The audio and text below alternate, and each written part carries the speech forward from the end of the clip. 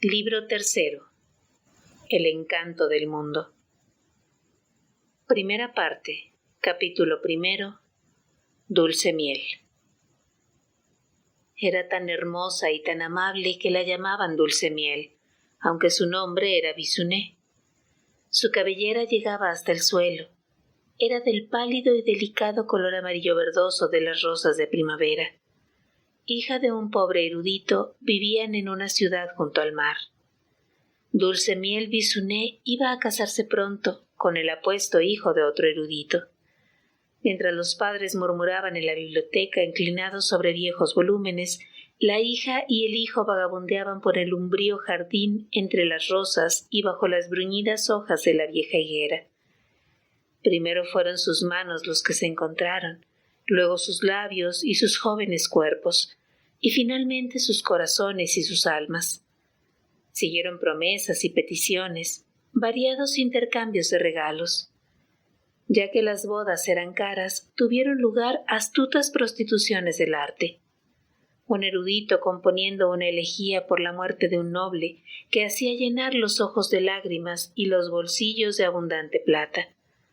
Otro viejo erudito dedicando su traducción de un poeta largamente enterrado a un príncipe en un palacio blanco, lo que trajo bastante oro. Las mujeres de los dos eruditos habían muerto. Contemplaban a sus hijos con ternura, complacidos ante tal invasión de juventud y pasión en sus resecos hogares que olían solo al polvo de los libros. Faltaba un mes para la boda. La hermosa Bizuné y dos lindas amigas estaban sentadas bajo la higuera en el jardín penumbroso. En el cielo las estrellas iban incrementando su brillo y a lo lejos el mar ondulaba como la espalda de un oscuro cocodrilo que nada con lentitud. «Sé un hechizo», dijo una de las lindas amigas. «Te dirá a los niños que vas a tener». La otra amiga estaba asustada, pues no le gustaban los hechizos. Es muy sencillo. Unas pocas palabras, un rizo de los cabellos de Bizuné y arrojar un guijarro. La amiga no estaba muy convencida, pero Bizuné sentía curiosidad. Quería, declaró, 3 hijos altos y 3 hijas esbeltas. Ni uno más ni uno menos. Así pues, a la sombra de las hojas de la higuera y con las estrellas asomando entre el follaje, hicieron su magia. Era muy pequeña. Normalmente habría pasado inadvertida, mas para un demonio el ligero soplo de la magia es como un cebo. Uno de los Eshba no andaba muy lejos, habiéndose aventurado entre las horas nocturnas de la tierra, holgazaneando junto a las obscuras olas de la costa. El aroma del hechizo fue para él como una flor bien recordada. Los Eshba eran los más huidizos de toda la jerarquía del mundo inferior, y los más inclinados al sueño y al romanticismo. Y este no era distinto. Con su forma de varón subió por el sendero de la costa ataviado con la noche, flotando en el aire después. Llegó al muro del jardín y miró por la grieta que a duras penas si un pájaro podría haber hallado. Vio a 2 lindas muchachas y a una criatura radiante. Un guijarro saltó y resonó sobre el suelo de piedra. «Vaya», dijo la primera muchacha, «aquí no hay ningún niño. Y con todo... Espera, sí, un niño, una hija». «¿Solo una?», gimió la otra muchacha. «¿Puede querer decir eso que Bizuné morirá? ¿O acaso su esposo?». La primera muchacha la abofeteó irritada. «Silencio, tonta. Significa que el encanto ha fracasado. ¿A qué hablar de muerte?». Pero Bizuné meneó solemnemente la cabeza. «No tengo miedo. Es solo un juego estúpido. Hace 3 días visité a la mujer que sabía que vive en la calle de los tejedores de seda. Me dijo que ni mi esposo ni yo moriremos hasta que seamos muy viejos, a menos que el sol se ponga por el este, lo que con seguridad es como decir que nada puede dañarnos. Pues, ¿quién puede suponer que el sol se portará algún día así?». Entonces las 2 amigas rieron, besaron a Bizuné y le pusieron flores blancas en el cabello. Hubo otro que también rió, más allá del muro silenciosamente.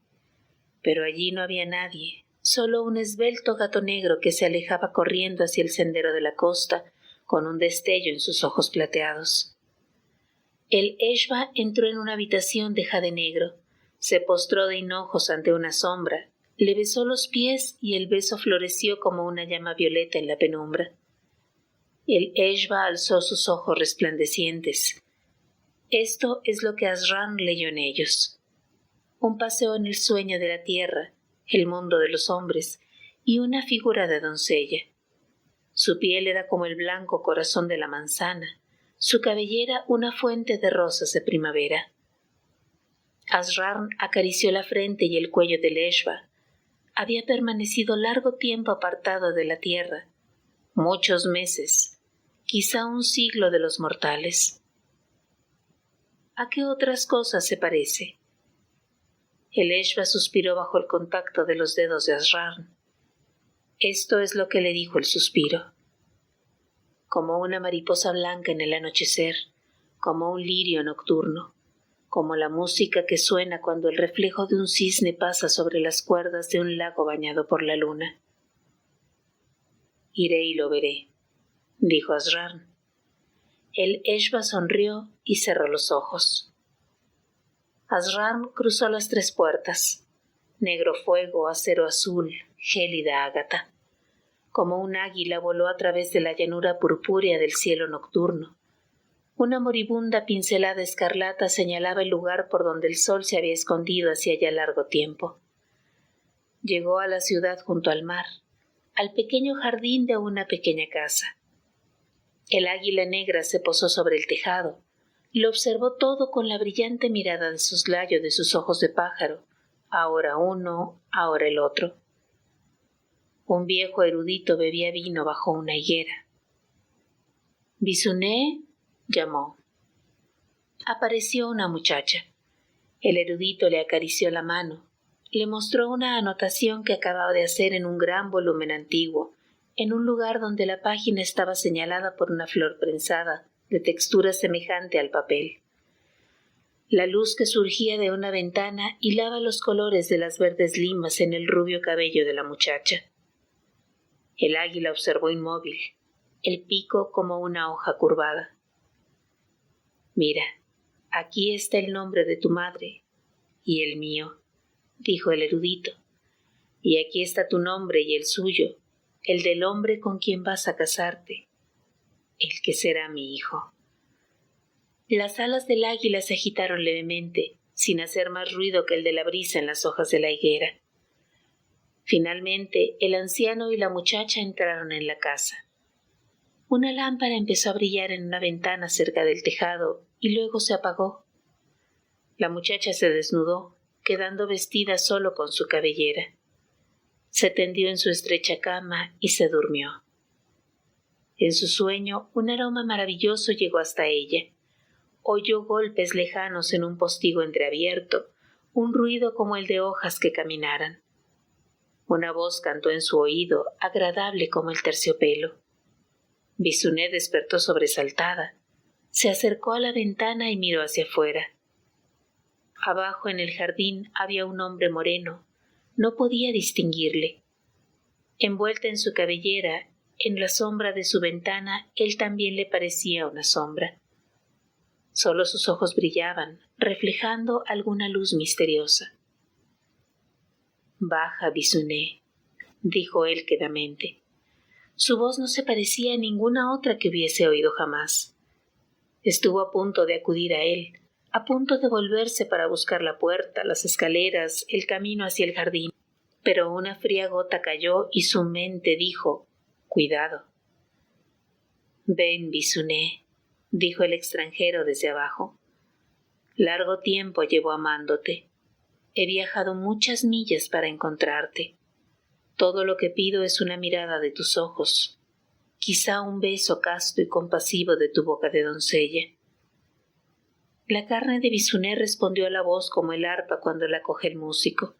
Sus nervios y sus instintos la impulsaban hacia la puerta o a saltar desde la ventana a los brazos del extranjero. Pero no lo hizo.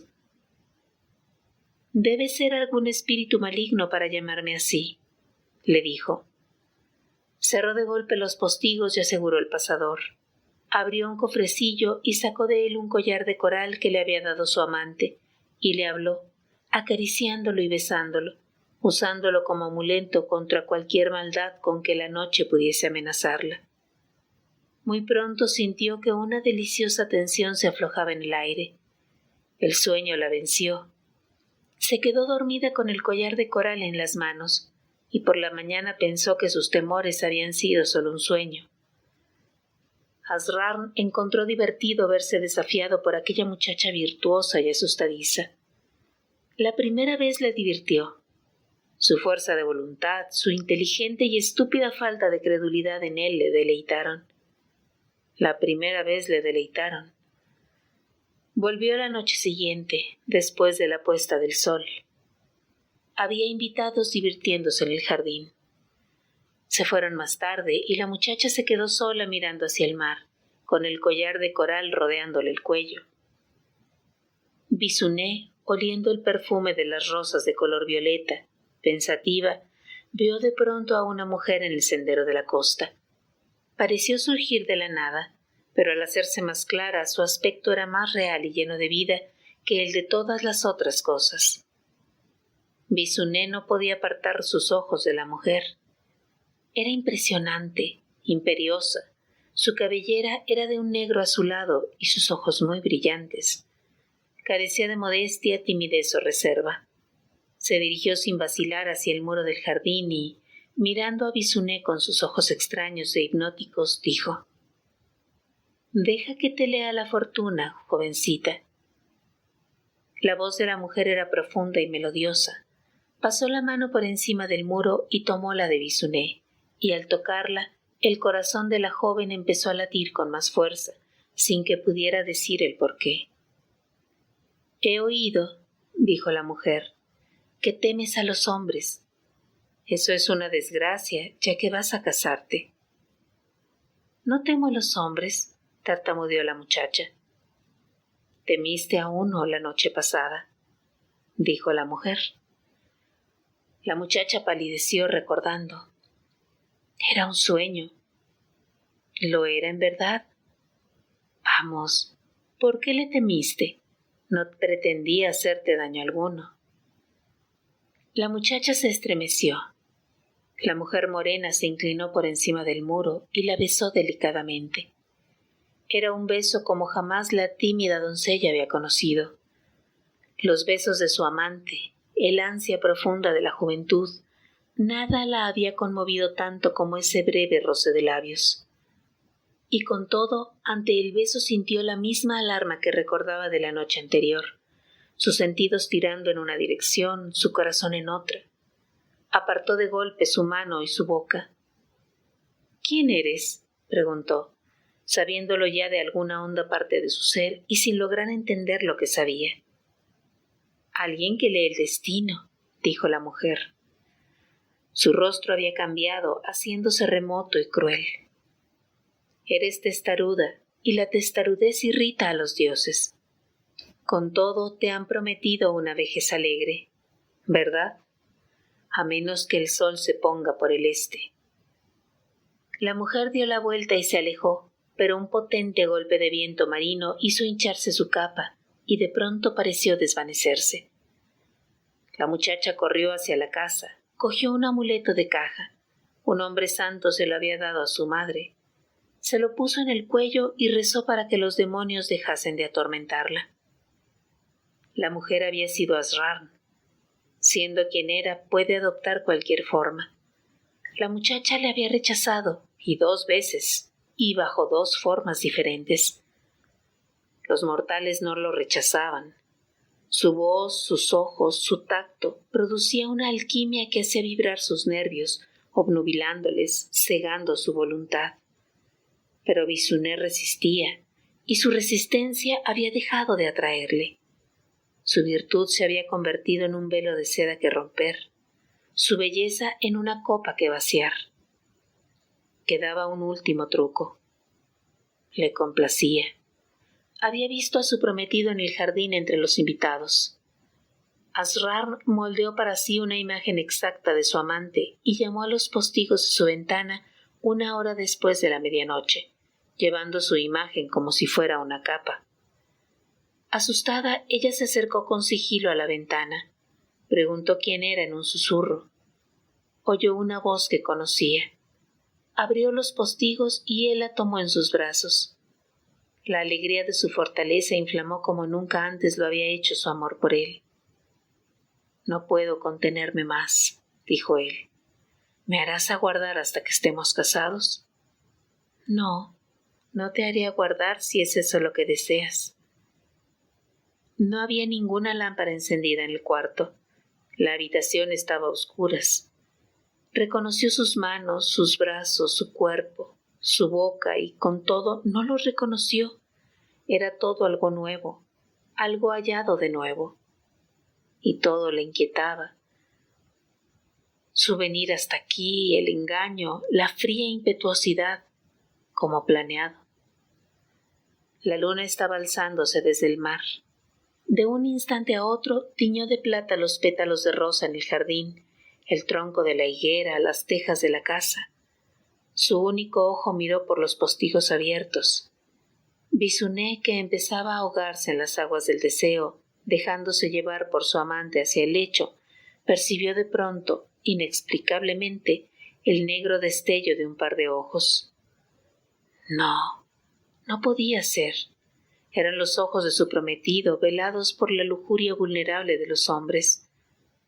Pero de nuevo, más allá de los ojos, bajo ellos, saliendo a la superficie como un negro tiburón que aparece en las aguas de un mar inocente, era todo otro par de ojos el que la contemplaba, invencibles y enormes.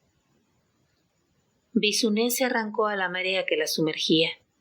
Se apartó del lecho y aferró el amuleto inútil. En la penumbra su amante se movió. Su voz había cambiado. «Esta es la tercera vez que me has rechazado. ¿Sabes a quién has rechazado?» «A un demonio». La luna llenó el cuarto con un resplandor blanco. Bizuné vio a Asrar alzándose ante ella. Ante su belleza y su pétrea mirada tuvo que taparse el rostro. Había perdido todo valor para él. Se había cansado de ella. Solo le quedaba destruir, al modo de los demonios, los restos echados a perder de un festín que ahora se negaba a probar. «Dulce miel», dijo Asrar, «de ahora en adelante tus días serán amargos». No vio a dónde se había ido, pero ya no estaba. Bizuné cayó al suelo desmayada. Bizuné se volvió pálida y silenciosa. A nadie le contó sus resentimientos. Iba con frecuencia al templo a rezar, pero el tiempo pasaba sin amenaza ni violencia alguna. Empezó a pensar de nuevo que lo había soñado todo. Los últimos días antes de sus nupcias le habían dicho era frecuente que fantasías tales asaltaran a una novia. Bizuné recordó la profecía de la mujer sabia. Una feliz vejez a menos que, cosa imposible, el sol se pusiese por el este. Llegó el día de la boda. Cayó la noche. Hubo una procesión de antorchas y se esparcieron flores. El hijo de un erudito y la hija de otro fueron unidos en matrimonio y conducidos a un banquete en la casa del padre del muchacho, donde había sido preparado su cuarto nupcial. Habían llegado regalos en abundancia: 2 vasos de plata, 12 copas de la más delicada porcelana, un gran arcón tallado de madera de cedro, un dulce clarete de una bodega excelente, un ciruelo en una maceta que daría fruto al año siguiente, un espejo de bronce pulimentado. Pero había un regalo del que nadie podía dar noticias, y aunque era de gran belleza y obviamente de elevado precio, nadie admitía que fuese él quien lo había enviado. Lo había encontrado el padre del novio en el porche de su casa cuando se levantó al amanecer. Un enorme tapiz, una escena de atardecer con bosques y cascadas, de una veracidad increíble, trabajada con 100 matices cambiantes de hebras esplendorosamente coloreadas. El padre, deseando guardarlo como una sorpresa para su hijo y su nuera, tuvo una idea justo durante el crepúsculo y lo colgó en el cuarto donde iban a pasar su noche de bodas, en el muro desnudo donde no había ventana, y el tapiz hizo que el cuarto pareciese de gran suntuosidad. Finalmente la novia abandonó el banquete y poco tardó el novio en seguirla. Hubo buenos deseos y algunas bromas. Los dos enamorados cerraron la puerta, tras haber examinado con cortesía y por gratitud todas las riquezas que allí se encontraban. El cuenco de uvas purpúreas, la jarra de vino, los cojines bordados, la maravillosa cortina multicolor del muro. La lámpara ardía tenuemente, apenas si podían ver y, además, solo tenían ojos para ellos mismos. Se acostaron llenos de pasión, olvidando todo lo demás. La medianoche llegó y pasó. Abajo, la mayoría de los invitados a la boda se fueron marchando. Las calles de la ciudad se fueron aquietando gradualmente en las últimas horas antes del alba. Aquí y allá acechaba un gato o se escurría un perro. Aquí y allá se deslizaba un ladrón, y una hilera de muchachas con jacintos marchitos en sus cabelleras, habiendo vendido sus cuerpos por unas cuantas monedas en el banquete de algún noble, caminaban cansadamente hacia sus míseras viviendas cogidas del brazo. Y había algo más también, algo difícil de ver con claridad. Se agazapó a la sombra del muro en la casa del padre del novio, ascendió por una enredadera, llegando al piso superior. Había una ventana abierta. La extraña forma nocturna se detuvo mirando hacia el interior. Era como un enano diminuto, y llevaba algo en el brazo. Un drin. El mensajero de Asrarn, siendo este trabajo demasiado grosero y feo para que lo llevase a cabo un Eshba, y sobre el brazo del drin una especie de tela remendada, como la flácida piel de algún animal, con un aspecto vagamente contrahecho, en parte chamuscada, en parte de un apagado brillo escamoso, en parte una enredada mata de vello. ¿Podría ser acaso que alguien hubiese escogido la piel de un jabalí, su torso y patas delanteras solamente, la cola de un lagarto gigante, pestilente y escamosa, la cabeza cercenada de un lobo, y hubiera combinado las tres cosas con las puntadas de un ensalmo y los clavos de un hechizo? No, seguramente no. El enano que había llegado arrastrándose cruzó rápidamente el alféizar, entrando en el cuarto nupcial. Sonrió torcidamente a los dos enamorados aún entrelazados, que dormían profundamente. Hizo rodar a un lado al joven, pasó sus achaparrados dedos de drin sobre el esbelto torso y los fuertes lomos. Miró y examinó un poco el rostro de la muchacha, blanco como la leche, atado con cuerdas su cabello dorado. Pero el alba se aproximaba. El drin sentía su llegada, al igual que el caballo siente el fuego. Velozmente arrojó sobre el cuerpo del joven la espantosa piel hecha de varios seres. El segundo regalo de Asrarn, siendo el primero el tapiz colgado sobre la pared del este, allí donde él había influido sobre el anciano sin éste saberlo, para que le colgase. La sucia piel se retorció al caer sobre el joven, pareciendo cobrar vida, y luego se detuvo cubriendo por completo al novio de Bisuné. Donde antes estaban las piernas musculosas, se retorcía ahora una cola reluciente. Donde antes había alentado tranquilamente el pecho del joven, había ahora el vientre embarrado de un jabalí, sus patas delanteras y su rechoncho cuello. El apuesto rostro saciado y sereno había sido reemplazado por la hirsuta y pesadillesca faz de un lobo, con la lengua colgante y los colmillos amarillentos. El drin se había ido. La primera pátina rosada de la luz asomó por el horizonte, al este. El resplandor del amanecer se derramó sobre la casa y terminó entrando por la ventana occidental del cuarto de los enamorados. Bisuné abrió los ojos. Soñolienta percibió la suave claridad de la ventana occidental y miró los lugares del cuarto que iluminaba. Aquí un destello, allí un suave reflejo. Al mirar vio por fin el tapiz colgado en la pared del este, recogiendo a la luz de la ventana. ¡Qué maravilloso era! Los bosques con árboles de abundantes hojas, las cascadas espumeantes tan llenas de vida que casi podía oírlas. Por encima un cielo crepuscular, el sol cansado declinando, ese sol más oscuro del atardecer que no puede ser confundido con la fresca palidez del alba. Gradualmente algo horrible empezó a insinuarse en la mente medio despierta de Bisonet. No se le ocurría qué podía hacer, pues se hallaba feliz y tranquila, y el tapiz era exquisito. Entonces lo recordó. En el muro del este había un sol que se ocultaba, poniéndose, como dijo en la extraña profecía de la mujer sabia, en el este. Inevitablemente, al asustarse, los ojos de Bisonet buscaron los del joven que estaba a su lado, y encontraron un monstruo. Gritó hasta que los dos padres y los invitados que aún quedaban en la casa acudieron corriendo, y siguió gritando, en tanto que los demás permanecían paralizados, llenos de miedo y repugnancia, gritando hasta que la cosa del lecho se removió e intentó pronunciar su nombre, y gruñó y ladró. Se habría incorporado sobre sus dos rechonchas patas provistas de cascos, arrastrando inútilmente tras él su cola de reptil, de no ser porque un hombre le golpeó, y luego otro y otro, hasta que quedó inmóvil. Creyeron que el monstruo había entrado por la ventana y había devorado al novio, pretendiendo luego violar o devorar a la novia. No hallando sangre ni rastro de su horrendo banquete, su aterrado estupor no hizo sino aumentar. Ahora estaban doblemente aterrados, pues el monstruo parecía muerto, su negra sangre derramándose allí donde había recibido los golpes, y temían alguna oscura retribución de una fuente aún más oscura, pues estaba claro que el ser era de origen demoníaco. Ninguno pensó ni por un momento que se hallaba ante una impostura.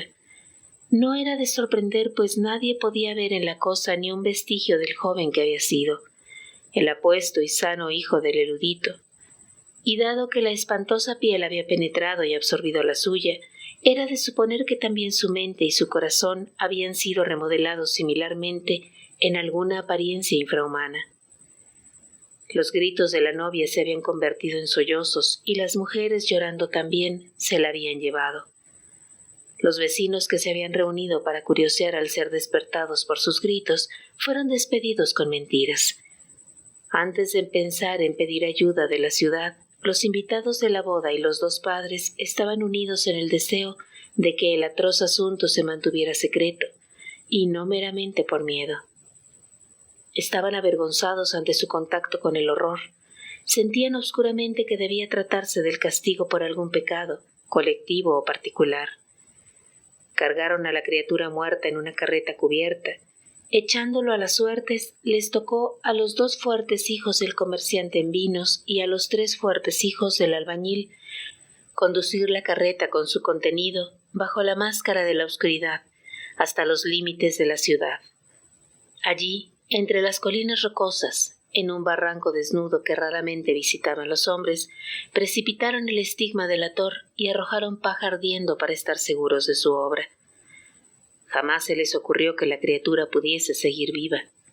No se movía, parecía totalmente muerta. Su pestilencia podría ser interpretada fácilmente como la fetidez de la corrupción. Mas, quizá para algo tan deformado y lleno de brujería, era incapaz de morir. Cuando los 5 jóvenes se apresuraban de vuelta a sus hogares, oyeron resonar un débil e intermitente aullido en el fondo de las rocas que dejaban detrás. Los hijos del albañil miraron a los del comerciante en vinos. No era asunto suyo, el ruido era solamente el trueno. Se lo dijeron unos a otros hasta creerlo, y para ese entonces los sonidos habían dejado de resonar hacía rato en sus oídos. Bisonet cayó enferma largo tiempo en la casa de su padre. Llegaron a temer que hubiese enloquecido. Le trajeron flores para animarla, y la amable Bisonet las hizo pedazos. Le trajeron un pájaro que cantaba en una jaulita, pero ella le abrió la puerta, y un halcón lo divisó en un instante y lo mató en el cielo.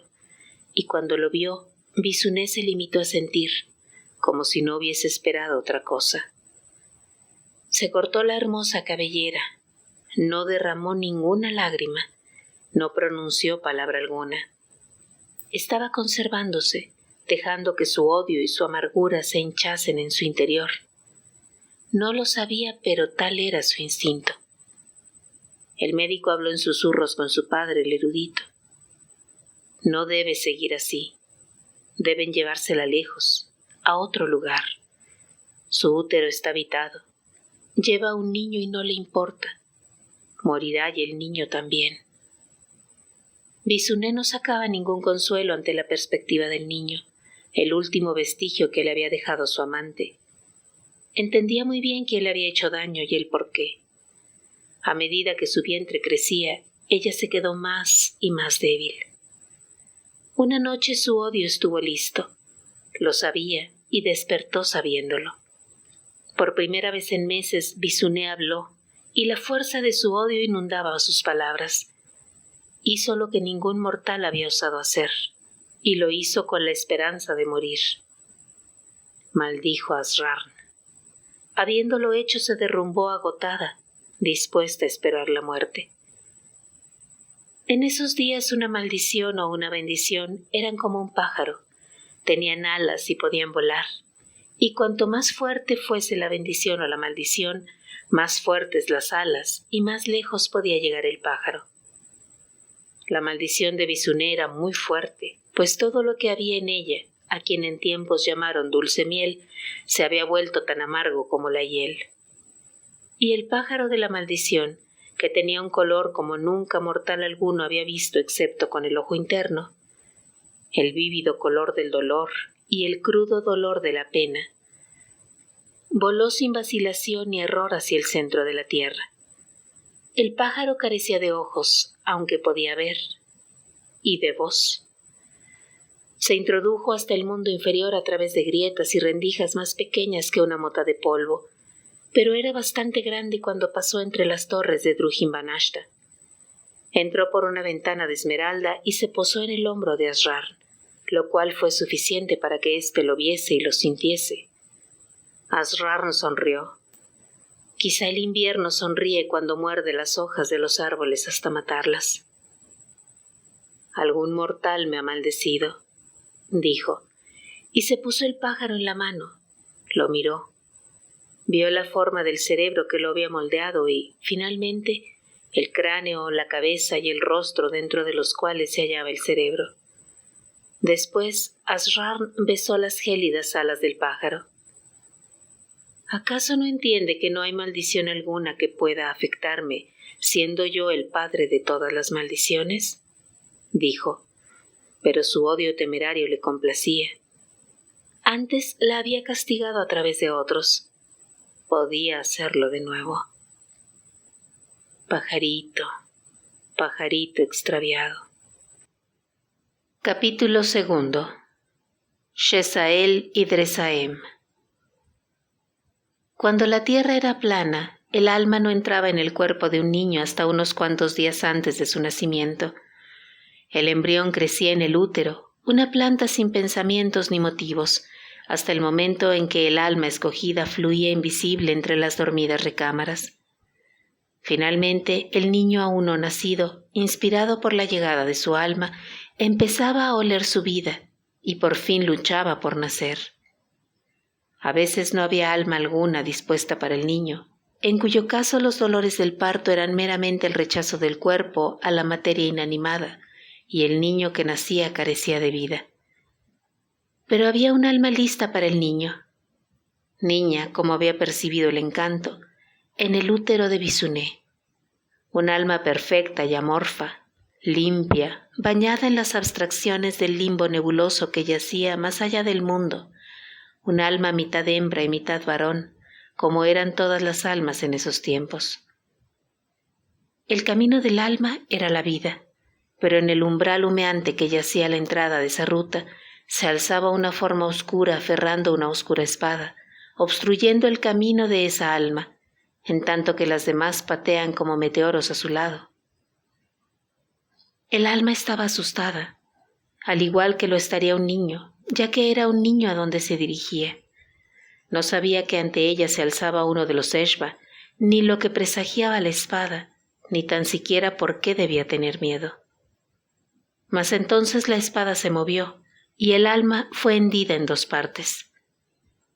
No hubo dolor alguno, solo una asombrosa sensación de pérdida, igualmente dividida. Cada porción del alma era consciente por separado de su desgracia. Luego, la mitad hembra del alma, arrastrada por fuerzas irracionales, fue llevada y arrojada hacia los portales de la cálida carne humana, y allí se hundió en la oscuridad rojiza, asumiendo la postura del embrión, en tanto que su desolación iba borrándose de ella, junto con el resto de sus recuerdos, el recuerdo de su incorporidad. Durmió. La porción masculina del alma, un remolino angustiado, quedó envuelta en el interior de una flor negra. El Eshba, con el trofeo en su mano, escuchó atentamente en la puerta de la vida, y en algún lugar oyó cómo empezaba el lamento de una mujer que gemía en el momento del nacimiento de su hijo.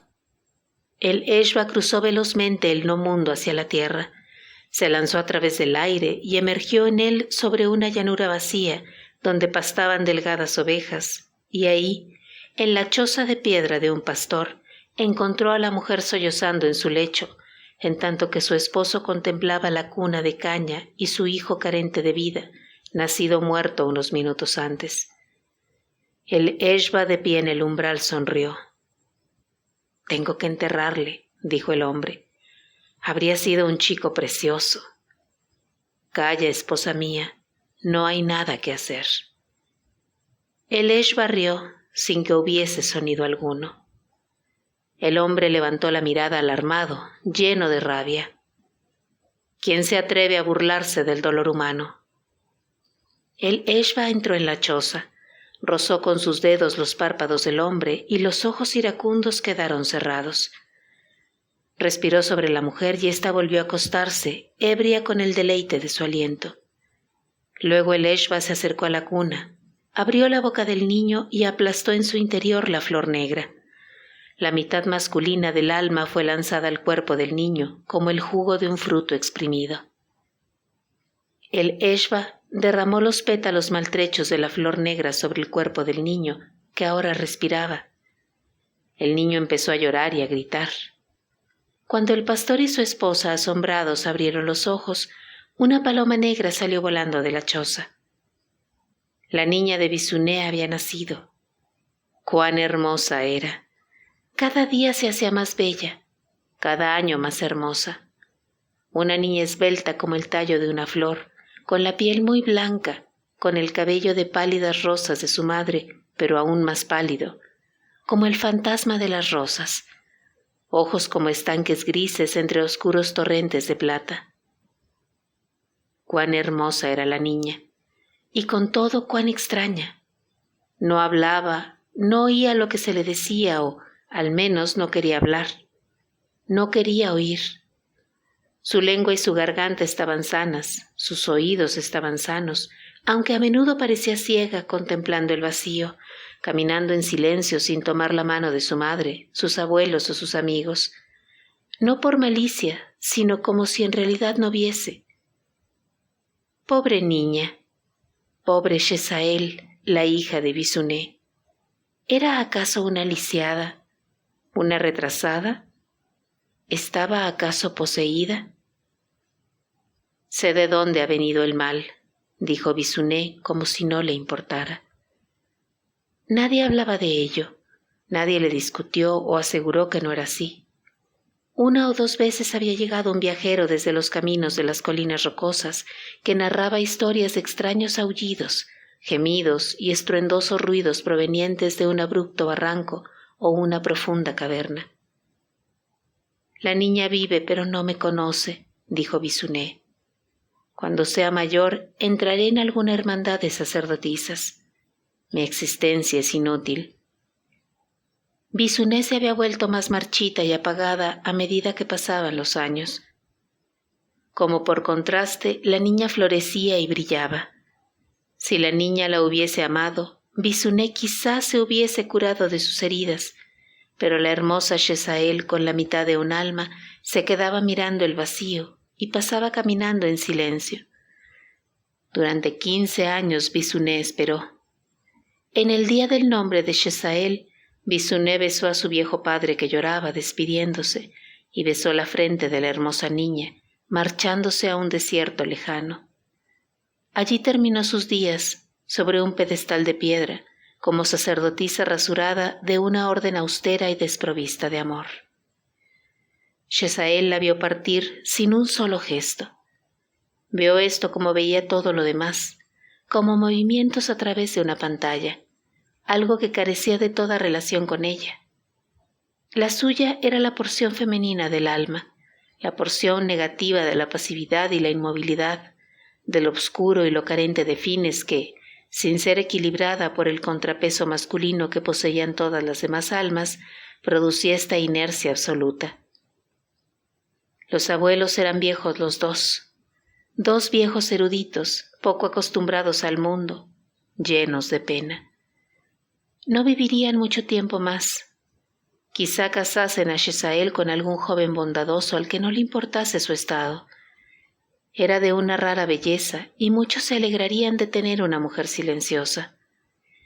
Cruzando 3 países, montañas, vastas extensiones de agua, la choza de piedra se alzaba sobre la colina y los flacos corderos arrancaban a tirones la hierba escasa. La mujer del pastor lavaba ropas en un arroyuelo. Con un ojo vigilaba a los corderos y con el otro al chico. Se suponía que él debía estar vigilando a los corderos, pero no podía fiarse de su hijo.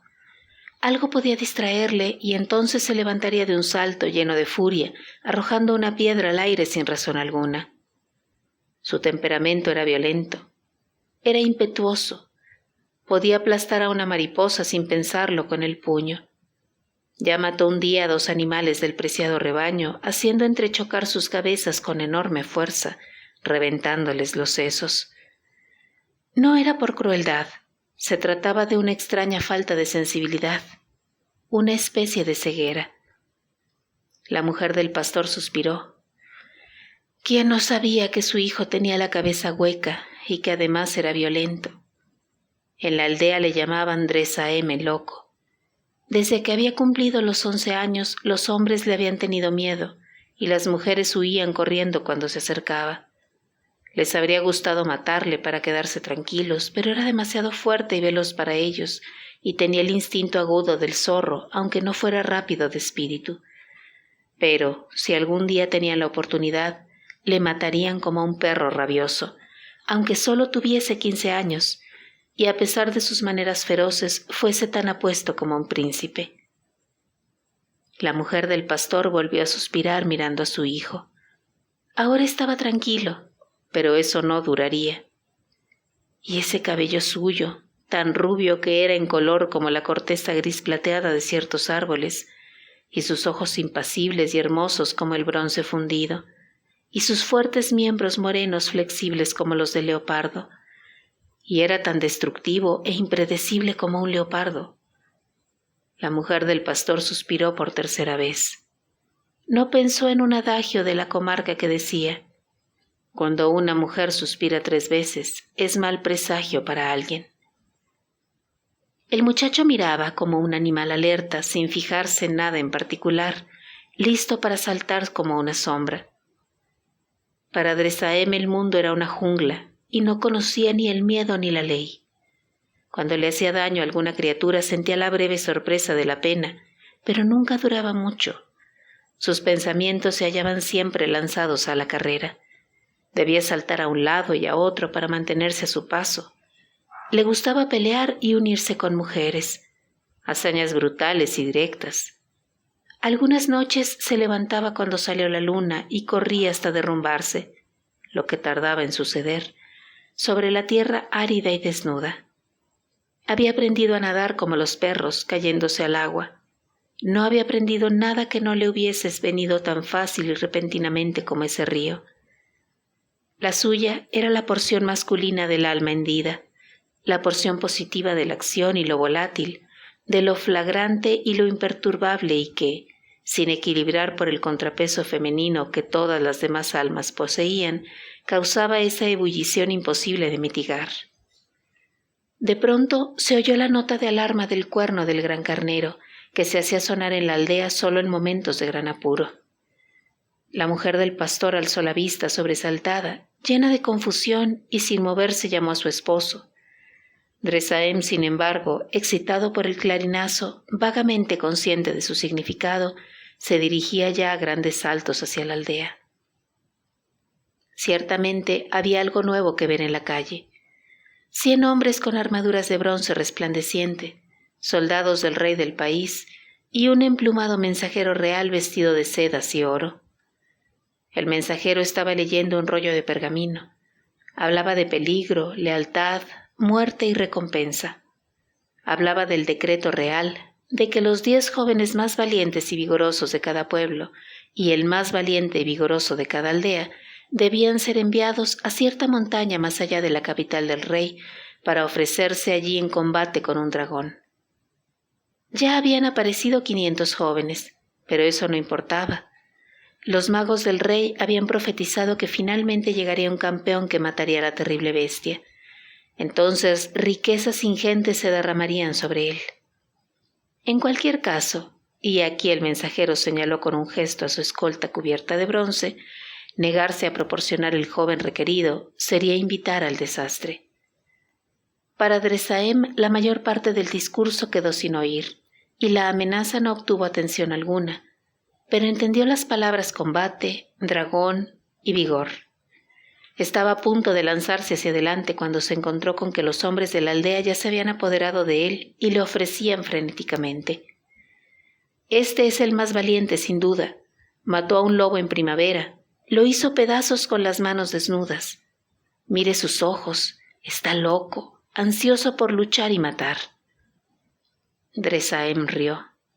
El capitán de los soldados contempló sus hermosos dientes blancos, su duro cuerpo, sus ojos semejantes a los del león. Normalmente había reluctancia y problemas, y esto era un cambio muy agradable. Unos minutos después los soldados se alejaban con Dresaem, corriendo grácilmente tras el caballo del mensajero. Cuando el pastor y su esposa llegaron a la calle, el polvo ya se había posado nuevamente, y habían perdido a su hijo para siempre. Había sucedido de este modo. La montaña que se alzaba a unas 7 millas más allá de la capital del rey era casi tan vieja como la misma tierra, y en su núcleo descansaba un caldero de lava, aunque la nieve coronase su pico. Una noche la montaña se removió en su sueño milenario y, estirándose, despertó a otra cosa que moraba allí. El dragón también era viejo, casi tan viejo como la montaña. Provenía de aquel cortejo de criaturas malignas y perversas que perduraban aún desde los principios del tiempo. El color del dragón era el escarlata, el color de la sangre, pero su lengua y su boca eran negras. Hasta sus dientes eran negros, aunque tan duros como madera convertida en hueso. Tenía 2 cortos cuernos, y el hueso le asomaba por la punta de la cola, al igual que las crestas óseas que coronaban su espalda. Eran huesos feos y amarillentos, huesos desnudos lo bastante afilados como para cortar un hombre en 2, cosa que habían hecho con frecuencia. Tenía la longitud de 4 corceles, del hocico a los cuartos traseros, sin contar la cola. Salió a las fértiles laderas de la montaña, apareciendo entre los bosquecillos, y su aliento ponzoñoso destruyó los árboles y los animales que se cruzaran en su camino. Allí por donde pasaba dejaba un rastro de escombros retorcidos, negros e irreconocibles. Devoraba hombres. Necesitaba un hombre cada uno de los días de su vida, un hombre alto y fuerte, joven y jugoso. Necesitaba héroes, o al menos aquellos a los que se obligaba a imitar a los héroes. El rey no creía en realidad que surgiese alguien capaz de destruir al dragón. Los hombres que reclutaba y mandaba a la montaña eran forraje, un soborno para mantener al dragón alejado de la ciudad.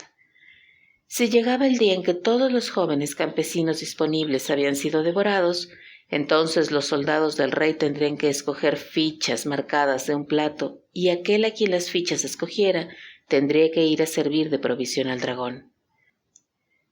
Así pues, los soldados trabajaban diligentemente para encontrar héroes entre los villorrios más alejados del país.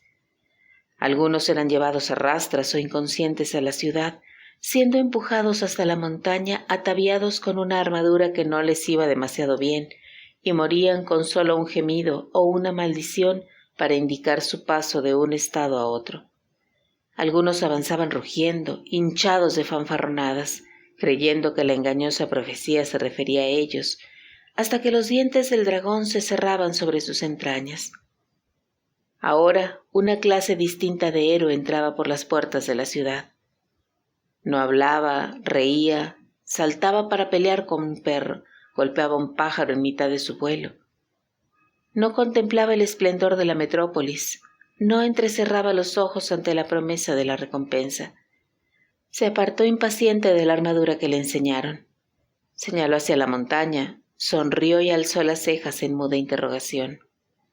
Le guiaron y fue corriendo todo el camino, galopando sobre las piedras y los barrancos, lanzando gritos, para encontrarse con el dragón.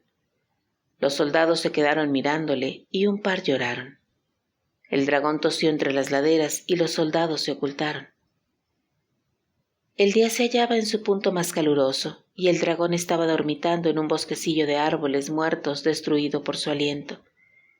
Tal y como había ido las cosas, ya había encontrado un hombre que devorar, un asesino que había sido obligado a subir a la montaña por la multitud vengativa.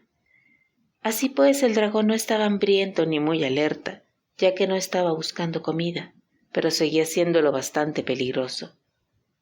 De pronto el dragón oyó un extraño clamor. No gritos de terror o alaridos desafiantes, sino exclamaciones claras y alegres, bastante fuera de sitio en el tipo de lugar en el que se había convertido las laderas. El dragón bostezó, lanzó un fuerte eructo y contempló lo que le rodeaba.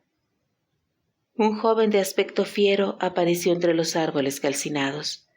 Ni se arrastraba ni fanfarroneaba al andar. No iba armado ni llevaba coraza. El dragón estaba acostumbrado a 3 tipos de reacciones entre los hombres que le veían. La primera era correr, la segunda caer de bruces y sin sentido, y la tercera avanzar cautelosamente musitando amenazas, la espada levantada. Pero el joven del cabello rubio ceniza y los ojos llameantes no hizo ninguna de esas cosas. Cuando el dragón se estiraba perezosamente poniéndose en pie, el joven se lanzó a la carrera. Dio un gran salto y aterrizó sobre la frente del dragón justo en el lugar entre sus 2 cuernos achaparrados y en el área donde empezaba su columna dorsal y sus crestas de hueso. Esto no era una estratagema por parte del saltador, sino puro instinto, siendo la zona calva la única donde era factible aterrizar. El impacto aturdió la mente del dragón. Su cabeza vaciló.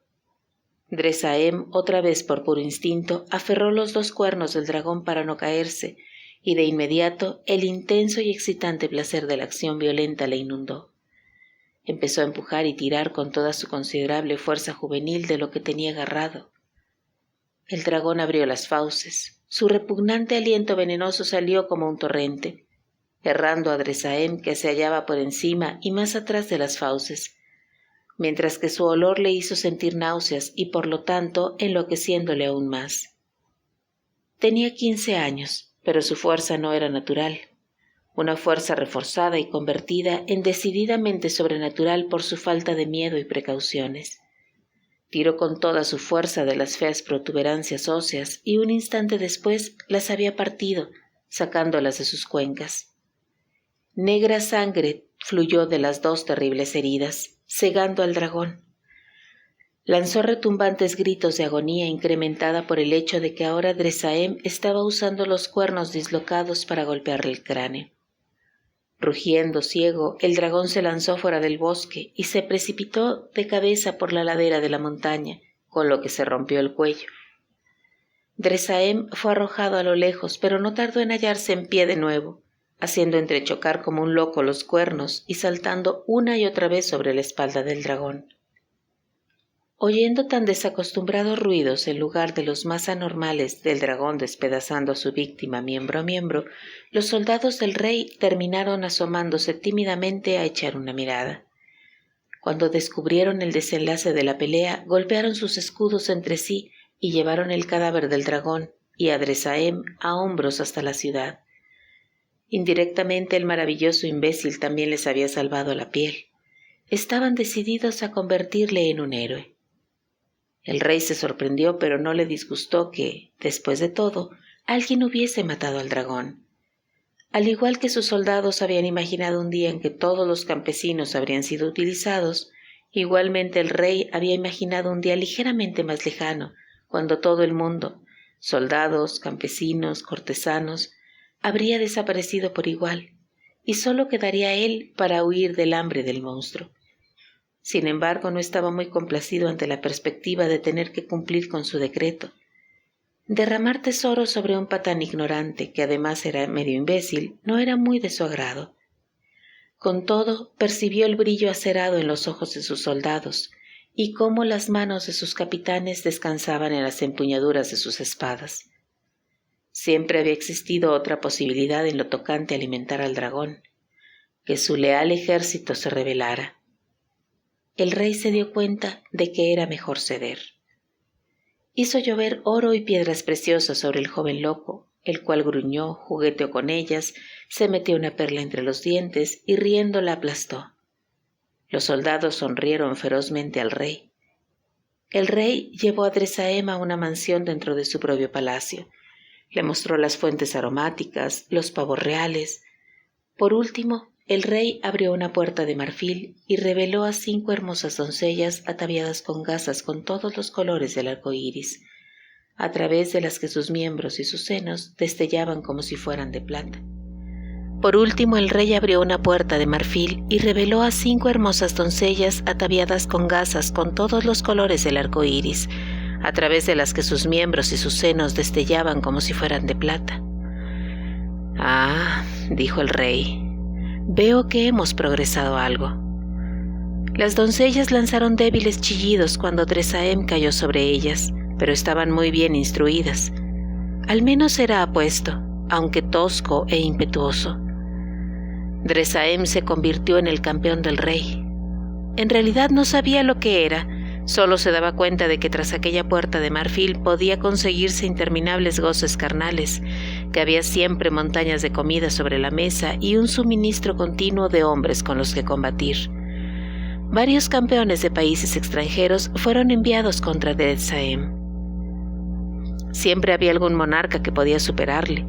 Un gigante azafranado llegó del norte, tan alto como 2 hombres juntos. Hizo girar a Dresaem por los aires, pero Dresaem aferró las muñecas del gigante con una presa imposible, usando tanto los brazos como las piernas para tal labor, apretándolos hasta que el gigante gritó pidiendo piedad. Del oeste llegó un gigante gris, pero Dresaem corrió en círculos a su alrededor hasta que el gigante aulló, ante lo cual Dresaem se lanzó de un salto a su cuello y le estranguló. Cuando había alguna batalla que librar, Dresaem corría ante los capitanes sin caballo ni armadura y luego se arrojaba sobre el enemigo con alaridos de felicidad que helaban la sangre, sembrando la destrucción con cada mano. A veces era herido. Nunca lo notaba hasta derrumbarse por la pérdida de sangre. Con todo, era tal su vitalidad que ninguna de esas heridas le incapacitaba por más de unas horas. En cuanto a sus mujeres, ahora había un centenar. La puerta de marfil estaba abriéndose y cerrándose todo el día y toda la noche cuando se hallaba en la mansión, y en el campo de batalla hermosas muchachas eran arrancadas de los cuidados de sus padres para satisfacer al campeón del rey. Los soldados le adoraban. ¿Qué importa el que nunca hable? ¿Qué importa si a veces se expresa de un repentino ataque de ira, derribando las jarras de vino, haciendo volar las mesas por el aire? Mira sus soberbios músculos y sus ojos despejados. Mira esa puerta de marfil que se abre y se cierra. ¿Cierto? No hay duda alguna de que es un campeón. Tenía 17 años, parecía un dios y actuaba como un animal impredecible. Pero hasta en sus rabias parecía lleno de alegría, rebosante de vida. Un día llegó al campamento un trovador. El ejército del rey había librado una batalla y había vencido. El campeón del rey se hallaba en su tienda bordada de oro con 3 mozas que lanzaban chillidos. El trovador cantaba a cambio de piezas de cobre.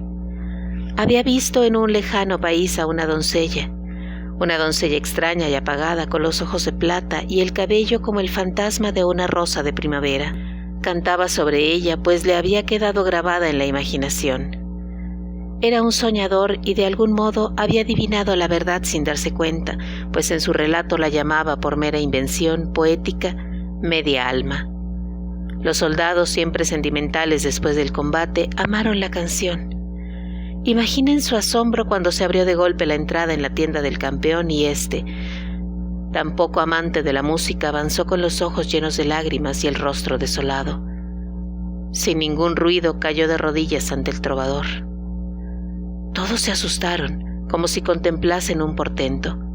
El campeón lloraba, pero no parecía saber la razón. Nadie osó interrogarle y de todos modos nadie imaginó una contestación razonable, pues jamás hablaba.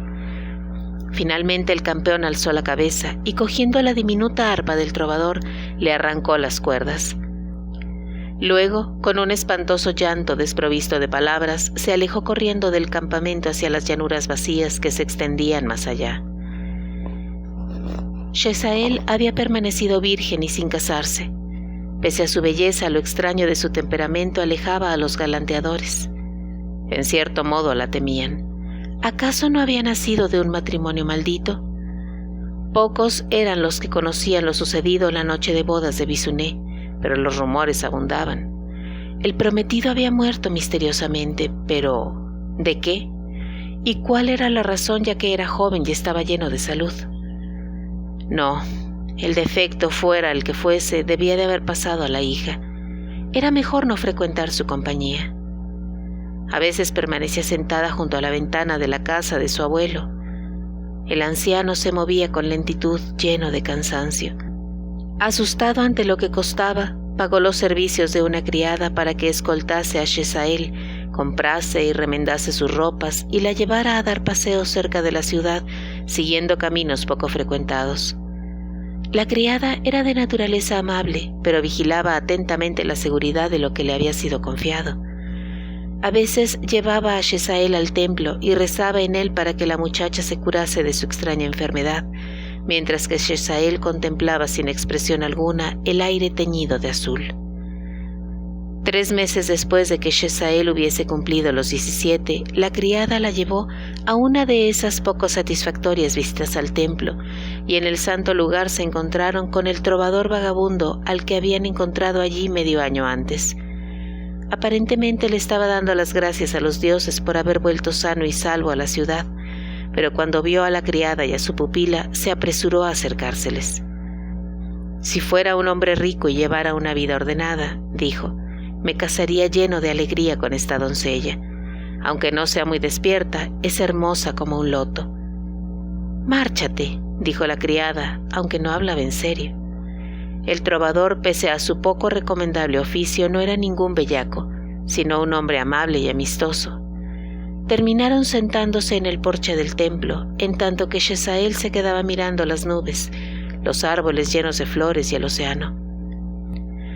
El trovador contó sus aventuras, de cómo había cantado en míseras posadas y bulliciosos mercados, de cómo le habían asaltado los ladrones, acabado por dejarle en libertad a cambio de 1 o 2 canciones, al darse cuenta de que estaban hambrientos de diversión y que él no llevaba encima ni una moneda, de las maravillas de una ciudad donde las calles más ricas estaban pavimentadas con trozos de jade, y de otra ciudad junto a un ligo, donde los pájaros amaestrados sabían imitar toda clase de ruidos, el ladrido de los perros, el mugir del ganado, el tintineo de las campanillas, pero no podían cantar ni una sola nota.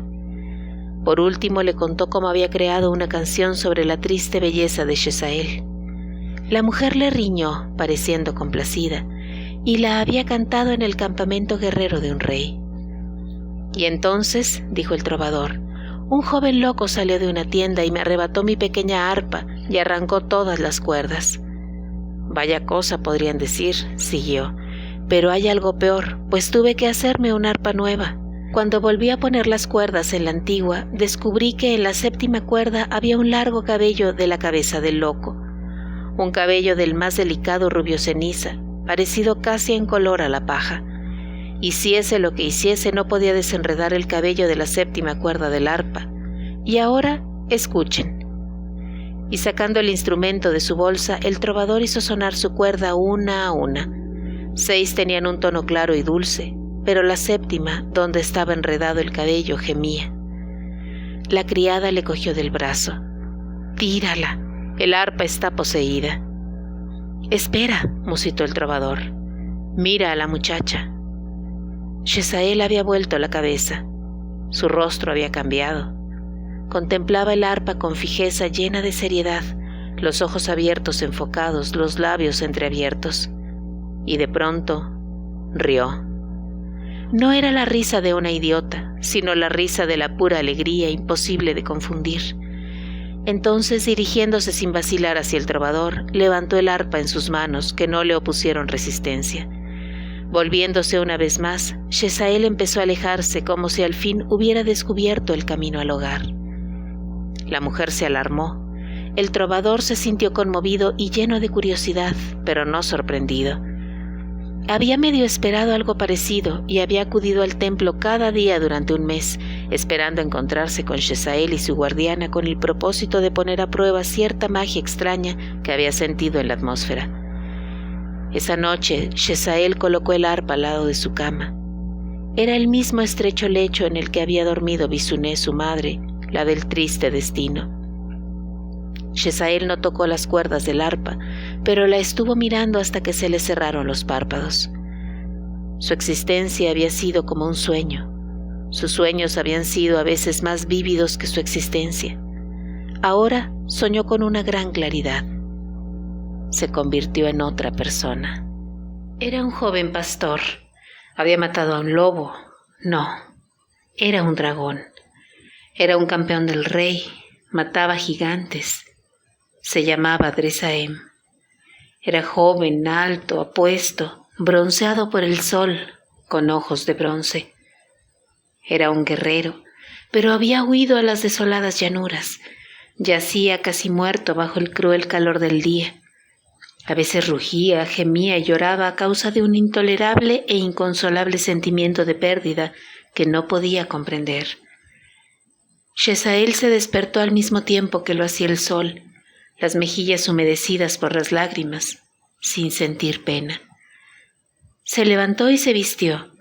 Sonrió ante la imagen del jardín desde la ventana. Cogió una rosa y la dejó sobre la rodilla de su abuelo, dormido en su silla. Cogió un crisantemo y lo puso sobre la almohada de la criada dormida. Shezael conocía su camino como si lo hubiera leído en un mapa. Siguió la ruta sin vacilar, sin pensarlo siquiera. La suya era la porción femenina del alma, oscura y sensible a las cosas ocultas. El camino la llevó a través de la ciudad que amanecía, cruzando la gran puerta, siguiendo el sendero hacia el ancho mundo. Conocía su camino por instinto, aunque de un modo ciego. No había previsto ni razonado que cruzaba 3 países, una cordillera de montañas, varios ríos caudalosos, un gran lago. Tampoco era consciente de peligros o necesidades. Se puso en camino sin ninguna clase de provisiones. Se lanzó hacia adelante como la aguja de metal vuela hacia el imán o la marea hacia la playa, pues Shezael, la oscura, jamás había poseído la lógica o la precaución de los hombres. Lo único que la impulsaba era el tirón de su media alma perdida. Dejó tras ella la ciudad y el mar y no tardó en llegar a un camino desierto. Cayó la noche y Shezael no le prestó ninguna atención.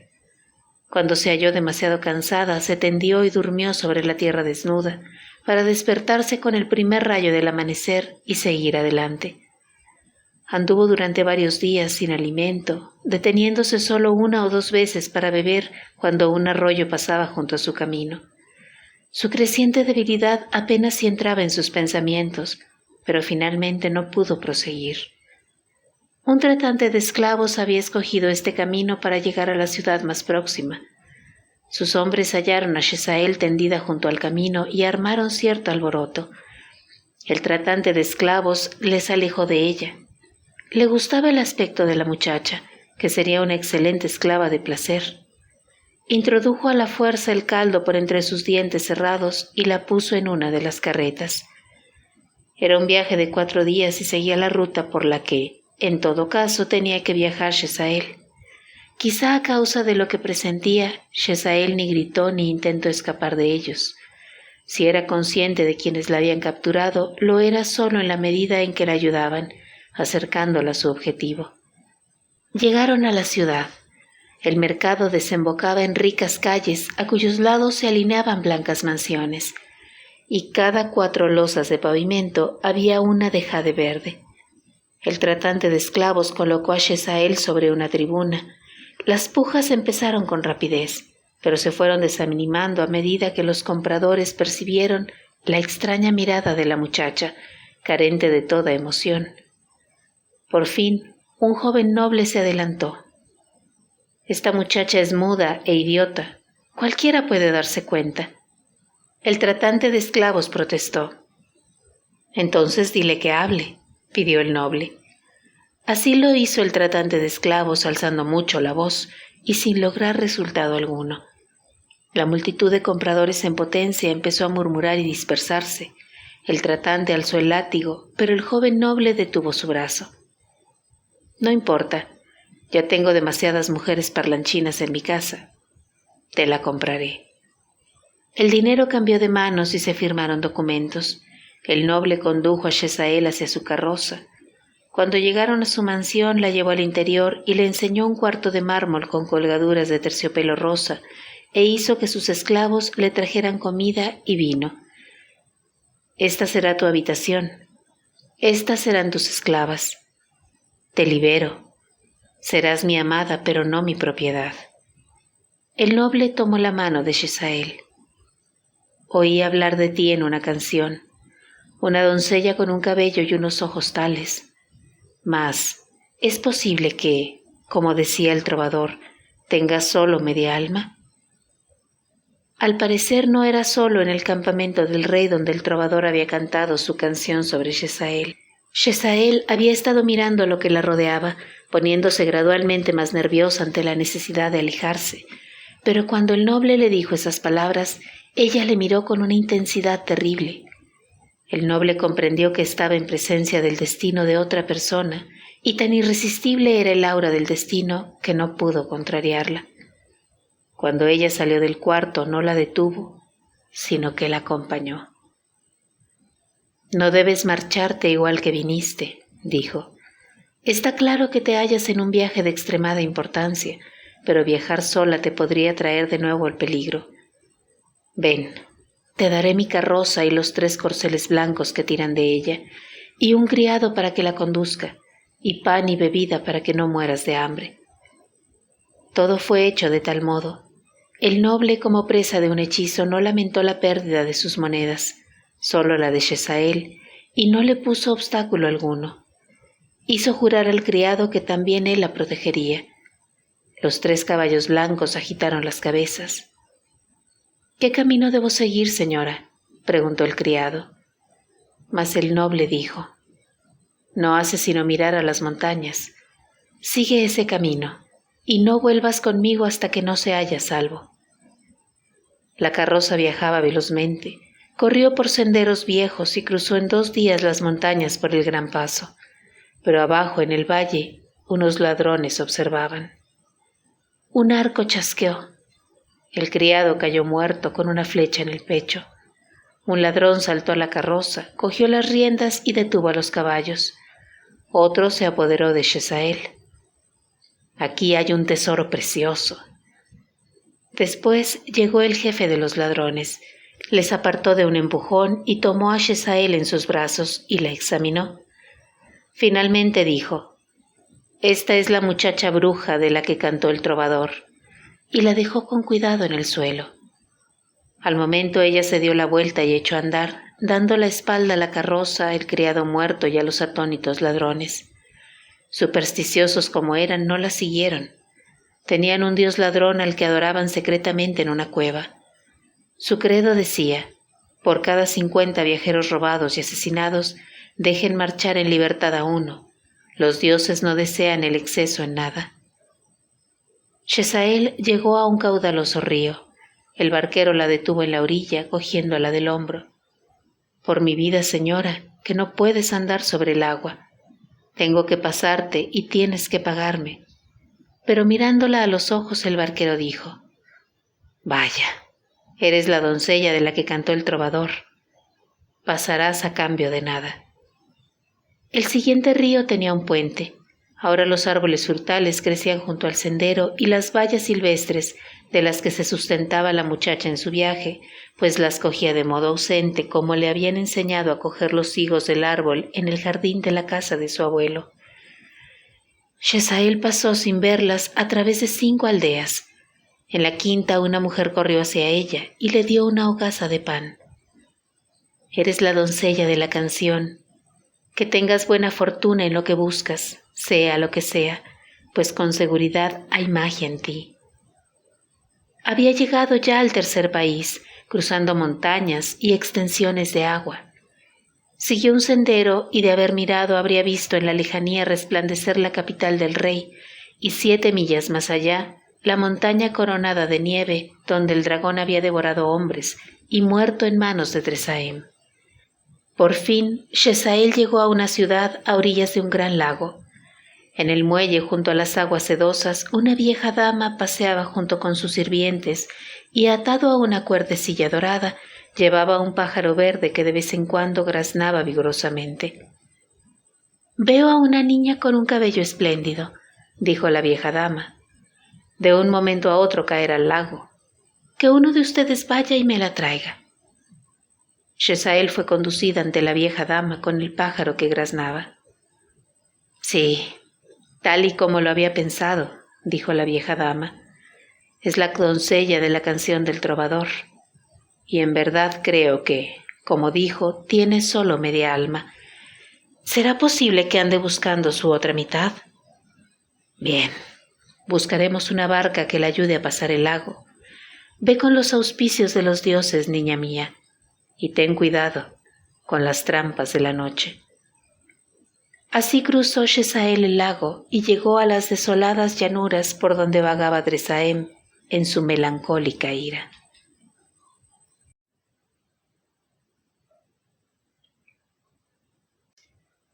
Capítulo 3. Brujería nocturna. Dresaem había vivido en las llanuras muchos meses.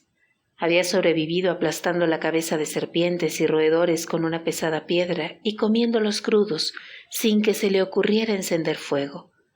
Para beber halló arroyos subterráneos en las cuevas a las que se arrastraba para huir del calor del mediodía. Con esta dieta limitada y esporádica había enflaquecido mucho, y ahora su cabellera era más gris que rubia y tenía los ojos salvajes y enormes. Su corazón estaba lleno de dolor, pero no entendía cuál era la causa, habiendo olvidado lo que la había hecho nacer. Algunas noches, bajo las frías estrellas, aullaba lleno de angustia, y hasta el lobo quedaba silencioso, respetando inquieto sus lamentos. Llegó una noche como cualquiera otra, de ébano brillante con el plateado sudor de las estrellas. Al salir la luna, un hombre muy alto llegó andando por la llanura, precediéndola. Su capa era muy negra, pero aún lo era más su cabellera, y sus ojos eran más negros que las dos. Dresaem jamás había entendido la noción de qué eran los hombres, excepto enemigos a los que combatir y matar. Se lanzó hacia él gruñendo, pero el hombre de la cabellera negra se disolvió en humo, y éste envolvió al joven. La bestia salvaje se desvaneció ante el contacto del humo. Los párpados de Dresaem cayeron y el asesino que había en su interior se durmió. «Ahora», dijo el hombre de los ojos negros, hermoso como la noche, alzándose junto al joven, «serás mi hijo y te haré alegre de nuevo, pues has vivido demasiado tiempo, niño mío, como un chacal de las llanuras». Dresaem alzó la cabeza. Sus ojos se encontraron con los del extraño. A través de todas las capas de confusión y neblina que volvían borrosa su percepción, los ojos del desconocido se abrieron paso como 2 negras luces llameantes. «Mira ahí», dijo Asrarn, el príncipe de los demonios, señalando hacia una colosal elevación de granito sin rasgos particulares, como a 1 milla de distancia. Dresaem miró. La noche se estremeció. Cada superficie de las llanuras resonó como bajo la cuerda de un arpa enorme, y la elevación de granito cambió. Una maravilla de brillante cristal melánico y azabache pulido, con torres de plata, tejados de bronce, ventanas de turquesa y escarlata que ardían con multitud de lámparas. Ante él se extendían jardines alfombrados con oscuro musgo aterciopelado, avenidas pavimentadas de joyas, negros árboles esculpidos hasta darles formas fantásticas, fuentes de lavanda y estanques púrpura. Ruiseñores mecánicos cantaban con incesante dulzura en las arboledas. Negros pavos reales de relojería con ojos auténticos y dotados de visión, verdes y azules, en los abanicos de sus colas patrullaban los jardines. «Estás bajo mi cuidado, Dresaem», dijo Asrarn. «Vivirás de noche igual que la luna. Te doy este palacio, y nada te faltará». Asrarn guió al joven a través de los jardines hasta el palacio. Ya se había preparado un banquete perfectamente dispuesto. Dresaem no precisó que le animaran para atracarse como lo había hecho en el palacio del rey. Quizás se diese cuenta de que este era aún mejor.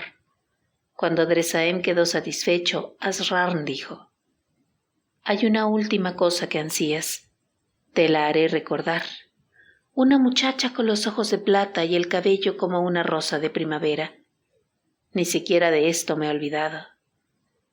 Asrarn tomó entonces un recipiente de alabastro, abrió la tapa y pronunció ciertas palabras, derramando el recipiente en el vacío. Lo que salió de él era una nube, un resplandor y un perfume, y estas sustancias se convirtieron en una bellísima mujer. No era Shezael ciertamente. No entraba en los planes de Asrarn que el alma que había dividido volviese a reunirse de ningún modo. La venganza en los demonios tendía a convertirse en un juego. Asrarn, en algún mágico cristal del mundo inferior, había visto a Visuné marchitándose en su triste pedestal y había desviado luego la vista hacia su hija dotada solo de media alma, observando que las extrañas fuerzas del azar se afanaban en su salvación. Intrigado ante tal desafío, Asrarn se había decidido a contrariarlas. La mujer, surgida del recipiente de alabastro, era una Eshba. Su forma era incomparablemente hermosa. También ella era parte de la burla de Asrarn. Como en todos los demonios, sus ojos eran de color negro, no plateado, pero los párpados pintados de plata emitían destellos plateados. Como en todos los demonios, también su cabellera era negra, pero en el cabello negro había macizos de flores, no guirnaldas, sino auténticas plantas que crecían, naciendo invisibles de las hebras del cabello y de sus raíces.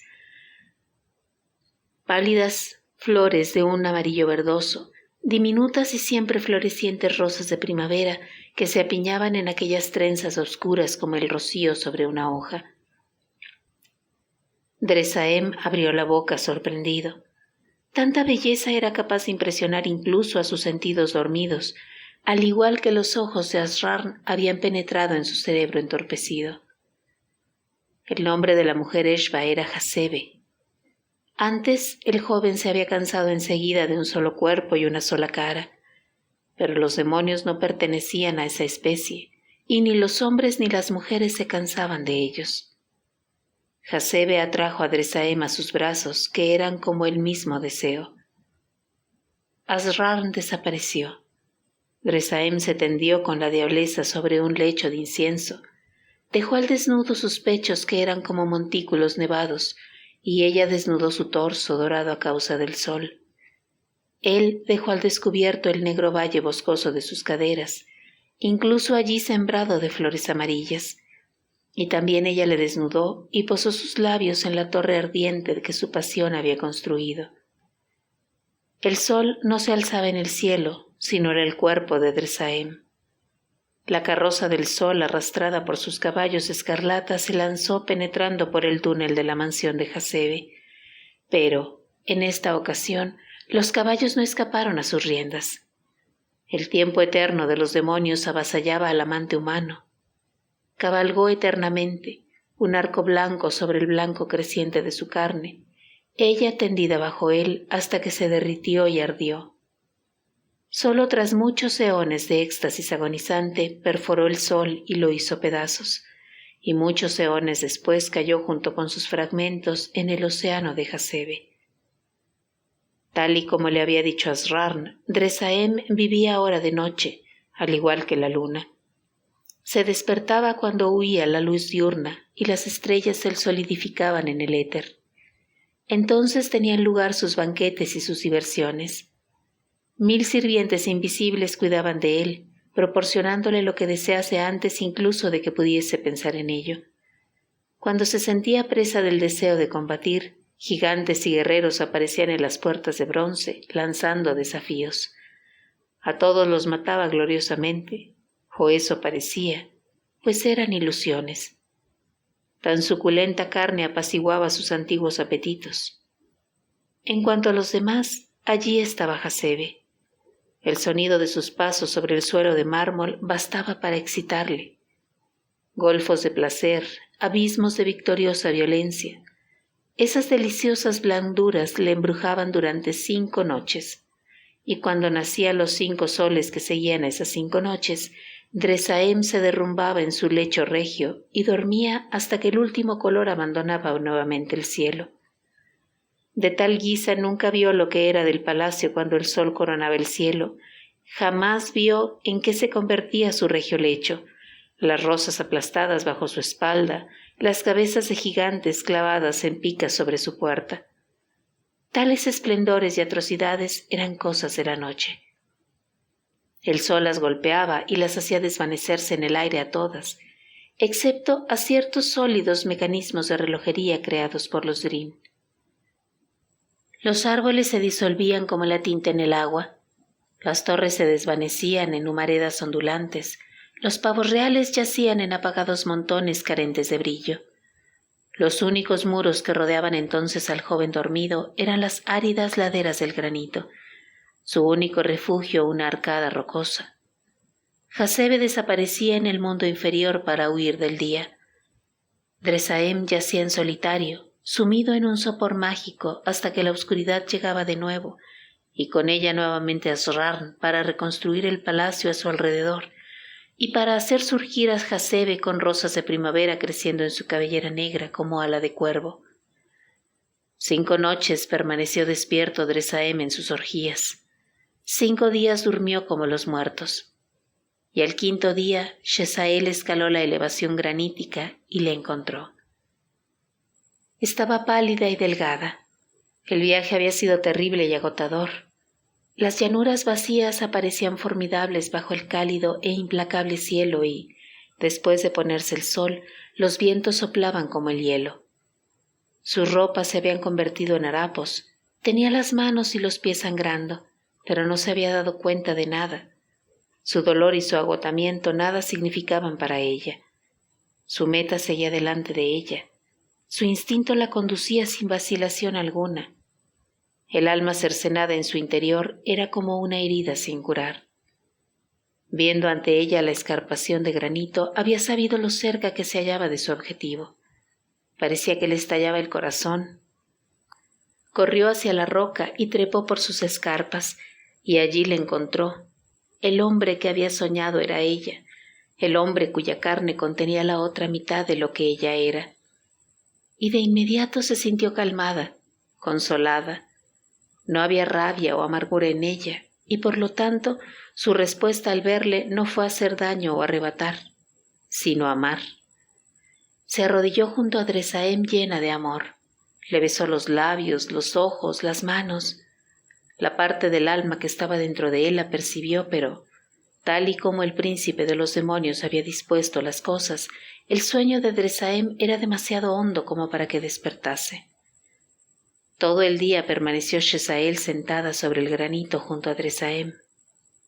El sol se ocultó. En el anochecer, un lobo negro se le acercó andando silenciosamente sobre la roca. No era como los otros lobos en las llanuras, que no se habían acercado a Shesael.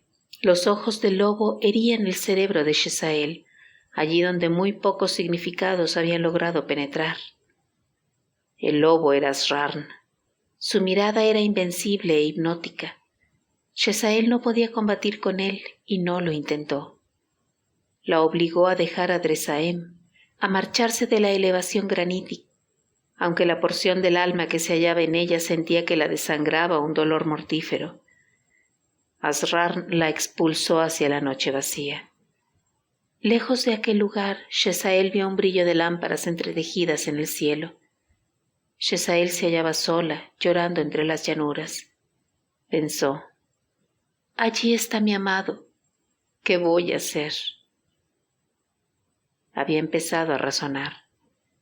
Shezael volvió siguiendo el rastro ensangrentado que sus pies descalzos habían trazado cuando el lobo negro la obligó a marcharse. Llegó a la puerta de bronce con una variopinta serie de horrendas cabezas clavadas sobre ella. Más allá de la puerta había un jardín y un palacio, y supo que Dresaem estaba allí. Shezael puso la mano en la puerta, mas de inmediato un muro de fuego azul surgió rodeando el jardín, y del fuego nacieron formas aterradoras que la expulsaron a latigazos. Se tendió en una cueva, inmóvil como una piedra, aunque su sangre y sus lágrimas se mezclaron en el suelo de rocas. No volvió hasta que el sol estuvo bien alto en el cielo y luego casi a punto de ocultarse de nuevo. Se arrodilló junto a Dresaem allí donde éste dormía. Shezael llevaba alrededor de su delgada cintura un ceñidor hecho con hebras de seda de colores. Ató el ceñidor alrededor de la muñeca de Dresaem. Supe de él por un cabello enredado en la cuerda de una arpa. Cuando despierte sabrá de mí por este ceñidor que tanto tiempo he llevado. Sabrá de mí, y entonces será imposible separarnos. Y le besó y volvió a marcharse. Llegó la noche, y con ella los demonios.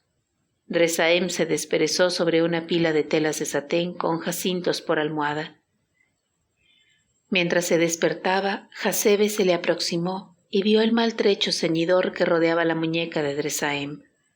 En un instante se lo quitó y lo arrojó a un brasero de fuego verde que lo consumió todo. La noche transcurrió tumultuosa. El alba caminó sobre la llanura. Shezael lloró. Cuando se acercaba la puesta del sol, buscó nuevamente el lugar donde Dresaem yacía dormido. Cogió una piedra aguzada y se cortó con ella un rizo de su pálida cabellera, escondiéndolo dentro de la camisa de él. Con seguridad sabrá de mí por este rizo de cabello, y entonces será imposible separarnos. Mas cuando desapareció el sol y Dresaem despertó sobre terciopelos con asfódelos por almohada, Hasebe llegó y sonrió, y buscó entre sus ropas hasta descubrir los cabellos, y antes de que se despertara del todo, la mujer demonio los arrojó al brasero. Otra noche, otro amanecer.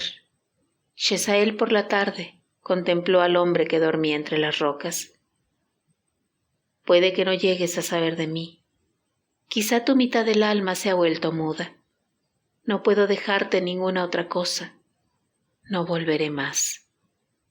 Entonces se inclinó sobre él y le besó los labios, los ojos, las manos, y volvió a la cueva y se tendió en ella, como en tiempo se había tendido Bisuné, no esperando más que a la muerte. Llegó el negro amanecer de la noche. Dresaem despertó encima de un montón de pieles violetas bajo la cabeza. Hasebe se inclinó sobre él y le registró diligentemente. No halló ningún ceñidor, ningún rizo de cabellos, nada que fuese de Shezael. Pero había una cosa, algo tan pequeño que una mujer nunca supo que lo había dejado detrás de ella. En tanto que la otra mujer, aun teniendo la astucia de los demonios, no la vio jamás.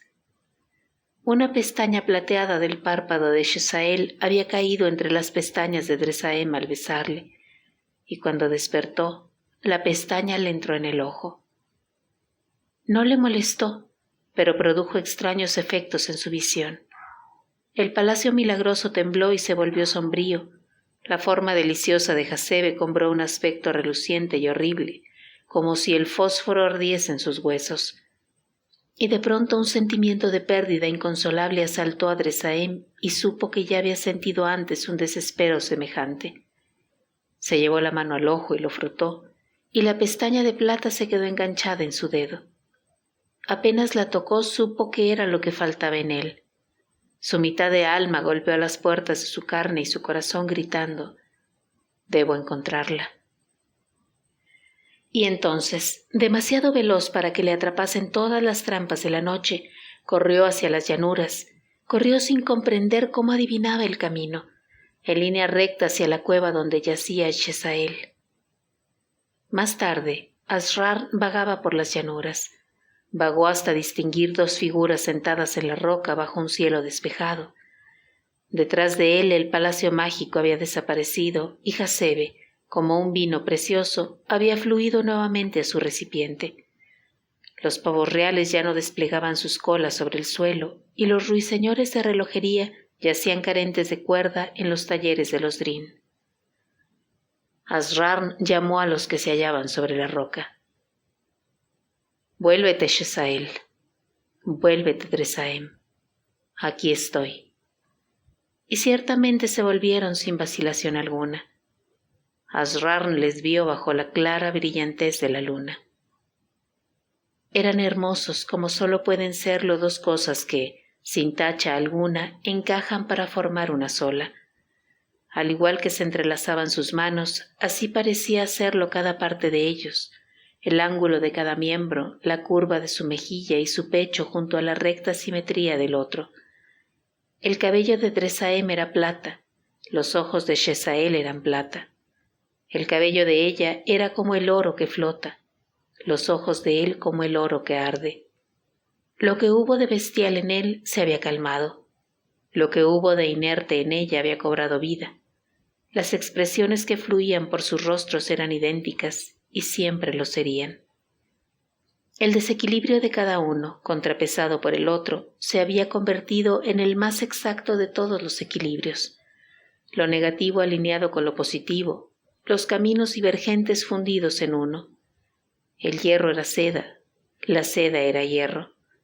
Lo que emergía de ello era serenidad, sabiduría, poder, magia, la perfección única. Ninguno de los dos tenía miedo. ¿Cómo les sería ello posible? Contemplaban a Asrar con una dulzura desinteresada. Parecían dioses, o Dios, lo separado vuelto a reunir, completo. Eran dos seres, y con todo, uno solo. Asrar se envolvió en su capa. El espectáculo le había absorbido por completo. Por un instante le complació aún más que la maldad.